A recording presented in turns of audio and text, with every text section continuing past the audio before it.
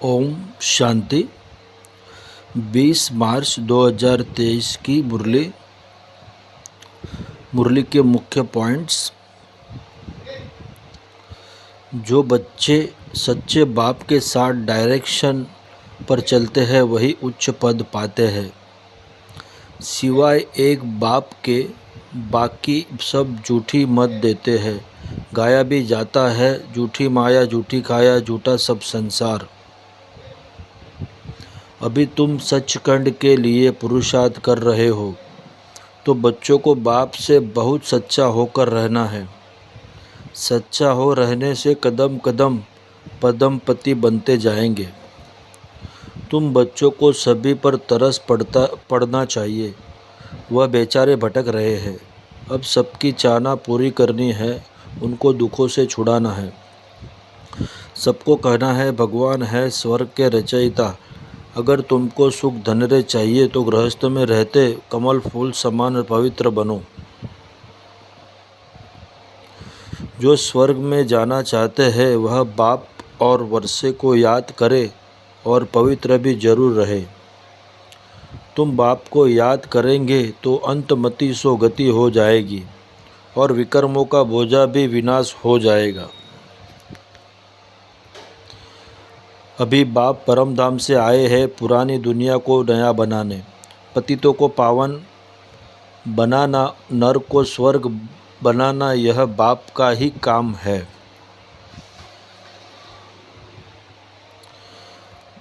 तुम मुझे याद करते करते अब मेरे पास आ जाएंगे। यह एक ही रास्ता स्वयं बाबा आकर बतलाते हैं और स्वदर्शन चक्र का राज भी सुनाते हैं। तुम पढ़ाई पढ़ते रहेंगे तो स्वर्ग में आ जाएंगे। अब सुनते हैं महावाक्यों को विस्तार से।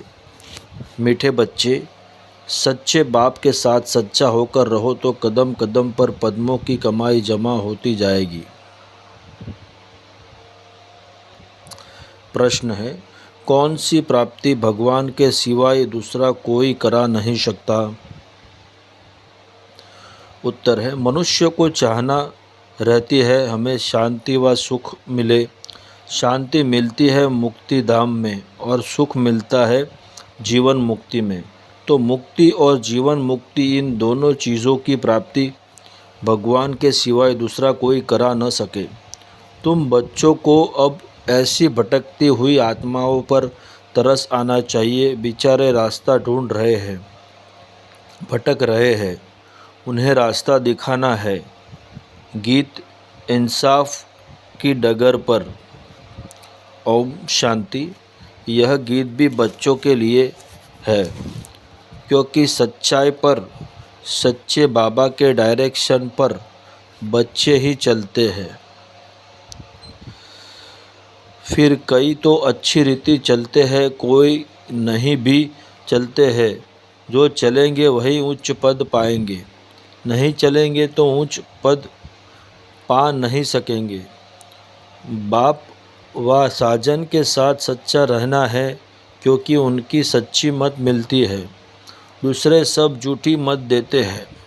मनुष्य को सब झूठी ही मत देते हैं। गाया हुआ है झूठी माया झूठी काया, यह तो झूठ ही झूठ है। सचखंड में झूठ होता नहीं। जिस सचखंड के लिए तुम पुरुषार्थ कर रहे हो तो बच्चों को बाप से बहुत सच्चा बनना है। फिर भी बेहद का बाप है। सच्चा हो रहने से कदम कदम पर पदमपति होते रहते हैं। झूठे तो पदमपति नहीं बनेंगे। तो बाप के साथ झूठ बोलना बड़ा खराब है। सदैव सच्चा हो रहना चाहिए, नहीं तो सचखंड में इतना पद पा नहीं सकेंगे। अच्छा, यह तो हुई बच्चों प्रति सावधानी। अब बच्चों को किसको समझाना की तरकीब भी सीखना है कि बेसमझ को कैसे समझाए। बेसमझ क्यों कहा जाता है? क्योंकि मनुष्य को समझ नहीं है। कहते तो है कि मनुष्य सृष्टि रचने वाला परमात्मा है, तो वह हुआ रचता, परंतु रचना को फिर यह पता नहीं है कि हमारा रचता कौन है। भक्ति आदि करते हैं शांति अथवा सुख के लिए।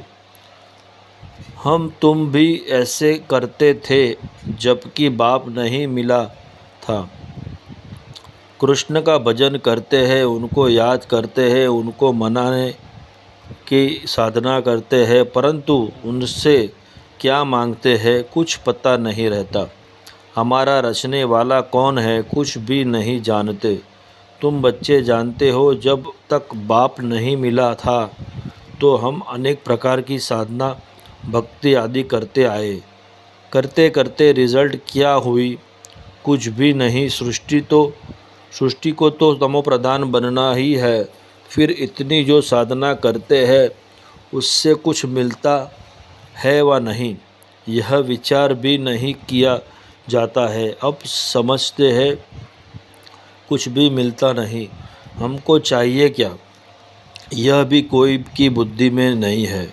सन्यासी कहेंगे निर्वाण धाम में जाने के लिए हम साधना करते हैं, परंतु वह तो जिसको रास्ते का पता होकर आया हुआ हो तब तो रास्ता बता सके, और कोई तो रास्ता बता नहीं सकते।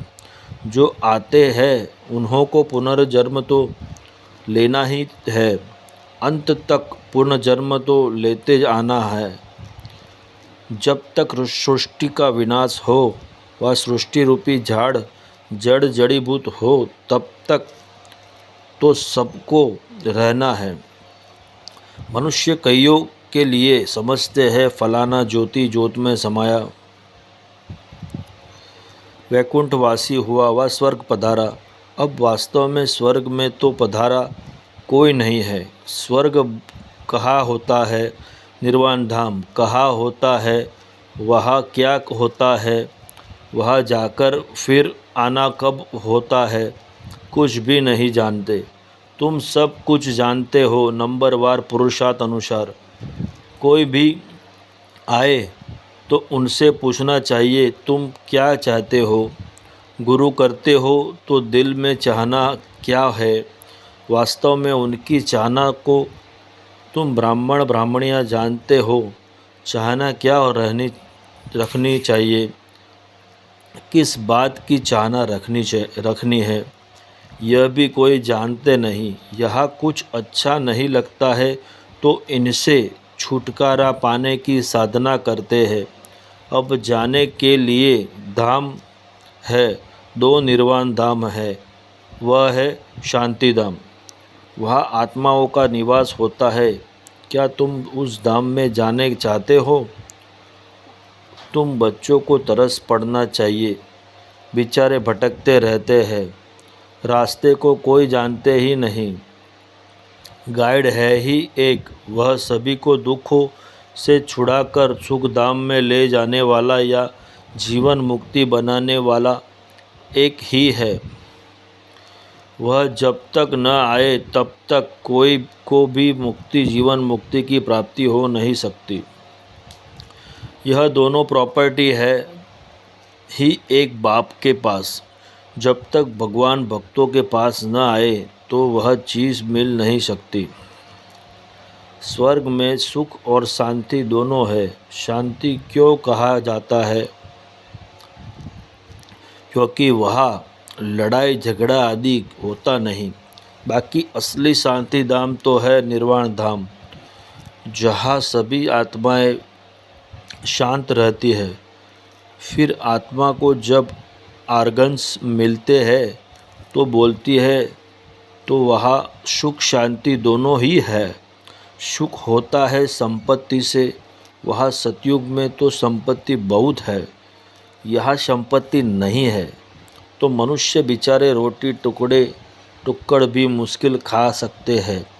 संपत्ति है तो एरोप्लेन, बड़े बड़े महल आदि सब वैभव है, तो संपत्ति भी चाहिए, फिर शांति भी चाहिए, निरोगी काया भी चाहिए। यह सब देने वाला बाप है। समझाया जाता है यह कलयुग तो है दुखधाम, नई दुनिया है सुखधाम। वहाँ दुख होता नहीं, पवित्रता सुख शांति वहाँ सब है। दूसरा है मुक्ति धाम, वहाँ कोई सदैव रह नहीं सकता। पुनर्जन्म ले फिर पाठ जरूर बजाना है। परम धाम में तब तक रहते हैं जब तक पाठ में आए। सच्चे स्वीट होम को याद करते हैं। नाटक में हमेशा नंबर्स की लिमिट होती है। फलाने ड्रामा में आज इतने एक्टर्स हैं। यह तो अनादि बना बनाया ड्रामा है, लिमिटेड नंबर है। भारत में 33 करोड़ देवताओं की लिमिट है। इस समय तो बहुत कन्वर्ट हो गए हैं।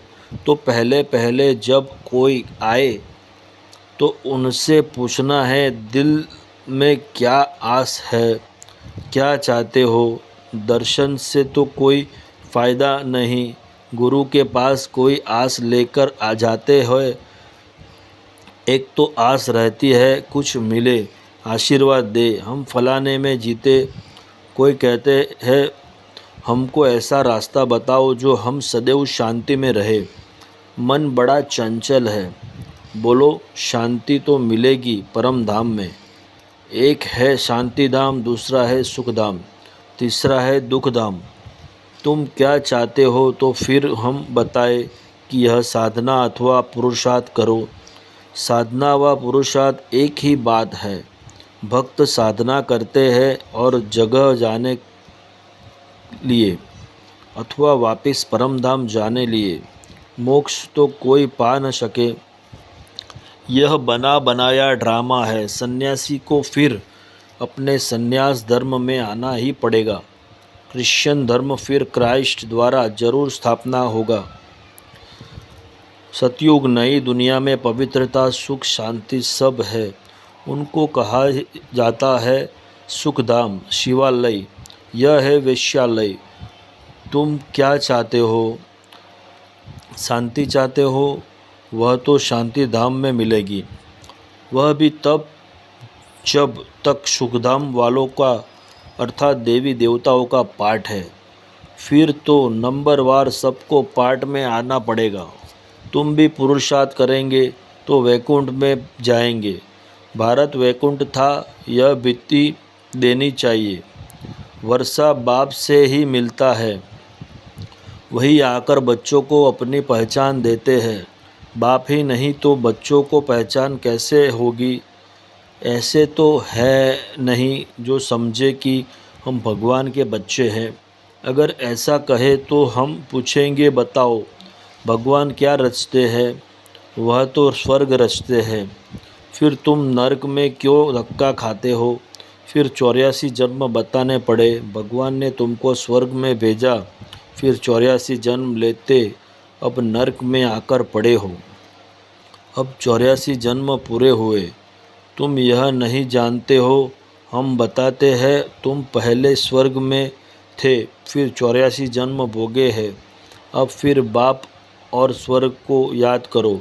कमल फूल समान पवित्र रहना होगा। सन्यासियों को भी समझाना है। तुम्हारा हठ योग है, यह है राजयोग। गृहस्थ व्यवहार में रहते कमल फूल समान रहना है, यह प्रवृत्ति मार्ग है। तुम्हारा पंथ है अलग है, तुम्हारा पंथ ही अलग है। निवृत्ति मार्ग का यह प्रवृत्ति मार्ग है। जीवन मुक्ति पाने का हमको भी बाबा ने बताया है। अब तुम बाप को याद करो तो अंतमति सो गति हो जाएगी। विकर्मों का बोझा विनाश तब होगा जब बाप को याद करेंगे। यह दो स्थान है जहाँ सुख शांति मिल सकता है। तुमको क्या चाहिए?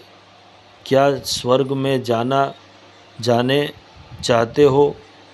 गाया जाता है, तुम माता पिता अगर तुमको सुख धनेरे चाहिए तो गृहस्थ व्यवहार में रहते राजयोग सीखो।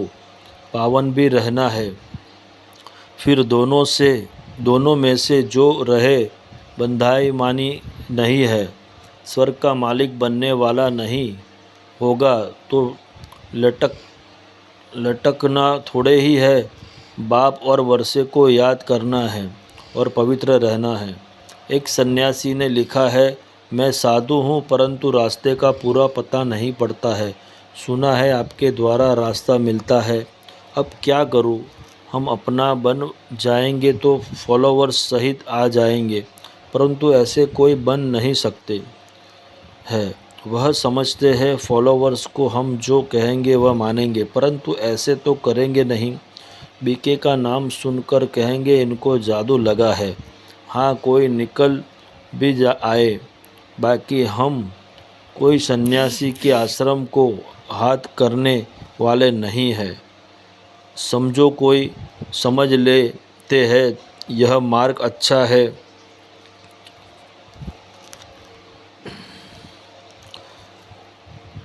तो क्या हम उनका आश्रम संभालेंगे क्या?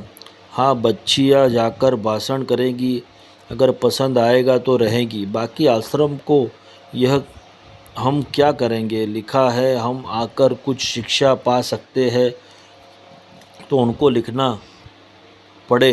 तुम साधना करते हो कहा जाने लिए, किस एम ऑब्जेक्ट से, किससे मिलने चाहते हो, कहाँ जाने चाहते हो?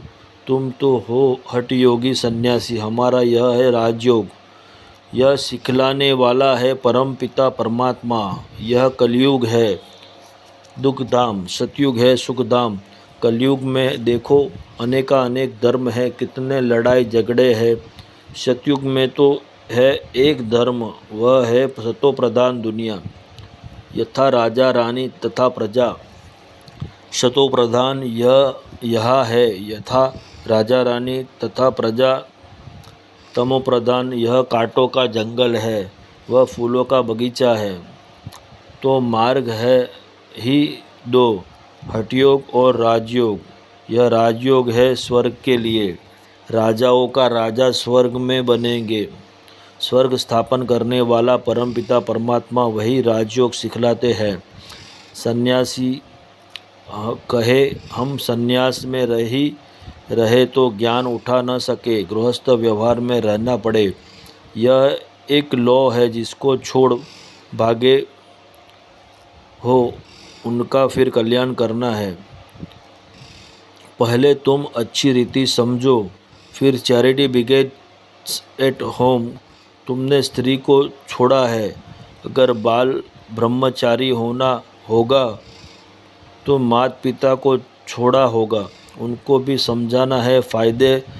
कायदे कानून तो पहले समझाने हैं। पुरानी दुनिया को नया बनाना यह तो बाप का ही काम है। बाप को परम धाम से आना पड़ता है। वह है पतितों को पावन, नरक को स्वर्ग बनाने वाला। स्वर्ग में रहते ही है देवी देवता, बाकी सब निर्वाण धाम में रहते हैं। सबको सुख शांति देने वाला वह एक ही है। बाप आते ही है एक धर्म की स्थापना कर, बाकी सबका विनाश करने, और सब परम धाम में जाकर निवास करेंगे। यह कयामत का समय है। सब हिसाब किताब पूरा कर वापस जाएंगे। सभी आत्माओं को अपना अपना पाठ मिला हुआ है। कोई कितने जन्म पाठ बजाते हैं। सबको सतो प्रधान, सबको तमो प्रधान बनना ही है, बाकी वापस कोई जा नहीं सकते, ना फिर मोक्ष ही होता है। बाकी हुई मुक्ति जीवन मुक्ति। हम जीवन मुक्ति के लिए पुरुषार्थ करते हैं, इसमें मुक्ति भी आ जाती है। तुम अगर मुक्ति चाहते हो तो अच्छा, बाप को याद करो तो विकर्म विनाश हो और तुम बाकी के पास चले जाएंगे। यह एक ही रास्ता स्वयं बाप बतलाते हैं और स्वदर्शन चक्र भी फिराते रहेंगे।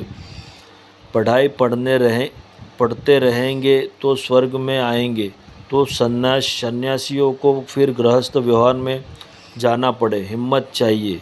एक ज्ञानेश्वर गीता है जिसमें यह लिखा हुआ है, बोला एक बच्चा देकर संन्यास करो तो कुल की वृद्धि होगी, फिर तो कोई बाल ब्रह्मचारी हो न सके। बाल ब्रह्मचारी भीष्म पितामह का तो बहुत मान है, परंतु मनुष्य तो एक दो पर एतबार विश्वास भी नहीं करते हैं। समझते हैं गृहस्थ में रहते और विकार में न जाए यह हो नहीं सकता। लेकिन उन्हें कोई भगवान सर्वशक्तिमान की मदद थोड़े ही है, न कोई में राजयोग सिखाई स्वर्ग की स्थापना करने की ताकत है। सबको दुखों से छुड़ाकर दिलाकर सुख में ले जाना यह सिवाय परमात्मा के कोई कर नहीं सकता। दोनों दरवाज़ों की चाबी बाप के पास है। स्वर्ग का फाटक खुलता है तो मुक्ति का भी खुलता है। मुक्ति में जाने सिवाय स्वर्ग में जा कैसे सकते? दोनों गेट्स इकट्ठे खुलते हैं। अच्छा, मीठे मीठे सिकिलदे बच्चों प्रति माता पिता बाप दादा का याद प्यार और गुड मॉर्निंग। रूहानी बाप की रूहानी बच्चों को नमस्ते।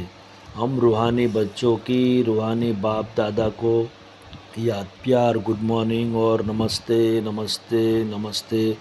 शुक्रिया बाबा, शुक्रिया आपका, कोटि कोटि बार शुक्रिया बाबा। धारणा के लिए मुख्य सार।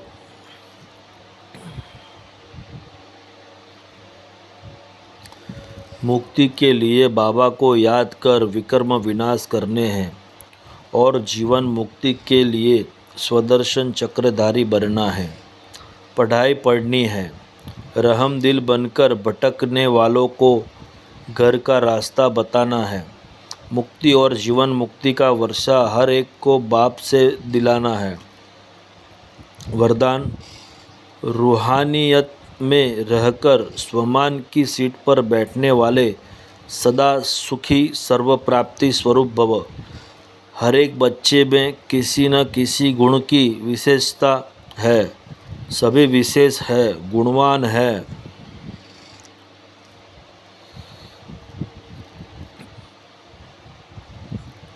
महान है, मास्टर सर्वशक्तिमान है। यह रूहानी नशा सदा स्मृति में रहे, इसको ही कहते हैं स्वमान। इस स्वमान में अभिमान आ नहीं सकता। अभिमान की सीट कांटों की सीट है, इसलिए उस सीट पर बैठने का प्रयत्न नहीं करो। रूहानियत में रहकर स्वमान की सीट पर बैठ जाओ तो सदा सुखी, सदा श्रेष्ठ, सदा सर्व प्राप्ति स्वरूप का अनुभव करते रहेंगे। स्लोगन, अपनी शुभ भावना से हर आत्मा को दुआ देने वाले और क्षमा करने वाले ही कल्याणकारी है। अपनी शुभ भावना से हर आत्मा को दुआ देने वाले और क्षमा करने वाले ही कल्याणकारी है। अच्छा, ओम शांति।